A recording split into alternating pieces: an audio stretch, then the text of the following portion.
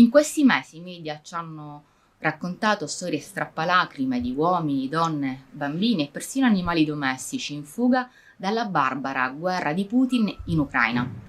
Quello di cui però non ci hanno parlato è la fuga dei dissidenti del regime di Kiev, di antifascisti e di comunisti che sono stati costretti a lasciare il paese, come Dmitry, vicesegretario del Partito Comunista nel distretto Shevchenko di Kiev, che è dovuto scappare dall'Ucraina e ha trovato ospitalità in Italia, dove risiede in una località segreta.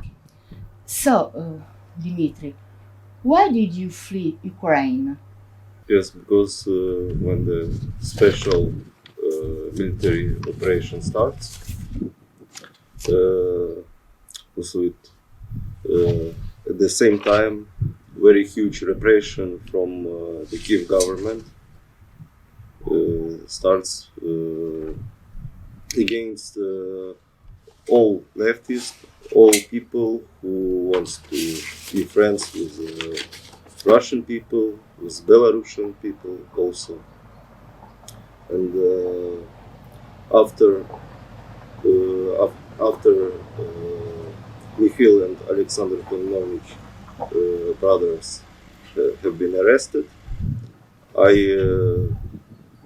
discussed with my other companions, with my other friends who left Ukraine, and we start to run away.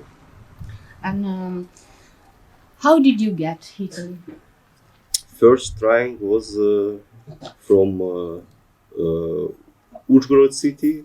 I come to Odessa, and it was a very bad try because I was catched by Ukrainian militaries, and I was about maybe 10 hours in their blog post. They give me a certificate to go for the war, to take a gun. To the front? Yes, to go to the front, yes. After that, I contact with my Moldovan communists from Moldova, and they helped me to get out from Ukraine to Moldova. It was very difficult at night. It was a very high risk to be catched by police or military of Ukraine. And have you ever been afraid about your life or your family during the escape? Of course. Also, before my escape, I was very afraid because I lost my contact with almost with all my comrades, with all my friends, because some of them they have been arrested, some of them they have been killed, some of them they just go underground and they just keep silence. So I was very afraid of my life, of life of my daughter and my wife, because it was a lot of messages from Ukrainian Nazis. They send a lot of bad things to my family, that they will kill us, and this kind of messages. So I was very afraid, but anyway, I escaped, so I'm very lucky. And what happened, they say, to your comrade who stayed in Ukraine? Some of them, as I was explained before, they have been arrested. Some of them they killed. Some of them they disappeared. So, in the past month, Kiev government banned Communist Party as other leftist party or opposition party. And what happened to leaders, activists, or simple sympathizer of this party? The Kiev government tried to ban our party about 5 years. During 5 years, every month we had this case, but unfortunately, after they banned, it's like about 7 months ago, they also arrest the money of party, Yes. the cars, also a lot of things of our The members. houses, If you're a member buildings. of Communist Party of Ukraine, your home, your cars, everything is arrested. And the repression became harvest. Sorry? Repression since Communist Party was definitely banned. Repression became harvest more strong. Yes, much more stronger because the law disappeared. It started just a war law, just the Kiev government law, Nazist law. If you're just friendly with a Russian, they can arrest, they can do anything, and you cannot do. You cannot tell it to the others to help you if you're in this situation, if you're in Kiev or in other cities in Ukraine. Well, and in particular, um, as regard territories like Kharkov or Kherson, what happened to people that, for example, took Russian passport or just voted for the referendum?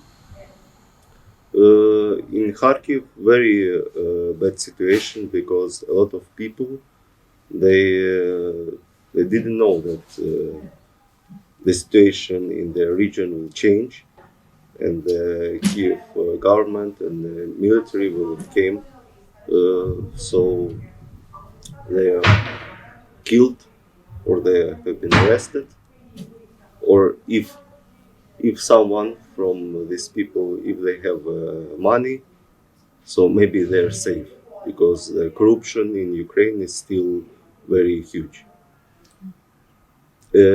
About Kherson, a little bit better situation because the Kherson government they tell to all the people that they tell them to evacuate, to change their housing, and they prepare for this because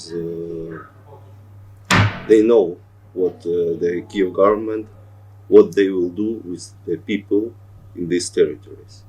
So in Kherson, much better situation because all people who's friendly with Russians, they left from Kherson. In Kherson, there is a people, Nazis, or very old people who cannot move a lot. So in Kherson, a little bit better situation. Uh, do you have some statistic about number of the repression, that is political or opinion prisoners? From the members of our party, about 100 people, they are just disappeared. Just disappeared, and we didn't know if they live, if they still alive or no, or they dead. We don't know. About 70 people, 75, they're in jail they by the Ukrainian law, it's from 20 to all their life they must be in jail. Yes. And do you receive some solidarity from European communist or leftist party? They are helping? Yes, a lot of leftists from Europe, they help us, like Spanish, Portuguese, from Italy also a lot of people, they support all the leftists, all the communists from Ukraine. And now, are you afraid here in Italy for your security? After Ukraine, I don't afraid. After Ukraine, I don't afraid. But at the same time, I know that a lot of Ukrainian Nazis are also in Italy now. So I'm not afraid, but I am using yes. Right. That's good. Last question is a lot of people in Italy, Europe, think that anybody criticize Ukraine Kiev regime is like a agent of Putin. What would you tell to these people? It's very stupid sentence. It's very stupid. It sounds very stupid because there is a lot of people who just wants to be friends with their other countries, which they're near you, because the people, because the economic, because of the energy, different type of communications. And today we have Putin, tomorrow no Putin, but the countries will still be in our life. Also people, they will not disappear. So you can be agree with Putin with some questions, you can not agree with him, it's normal. And to say that all the people who are not supports Ukrainian Nazis, that they are agents of Putin, it's as minimum, it's very stupid. Okay, thank you very Thank you. much, Dmitry, and hope to meet you again. Nice to meet you too. Thank you.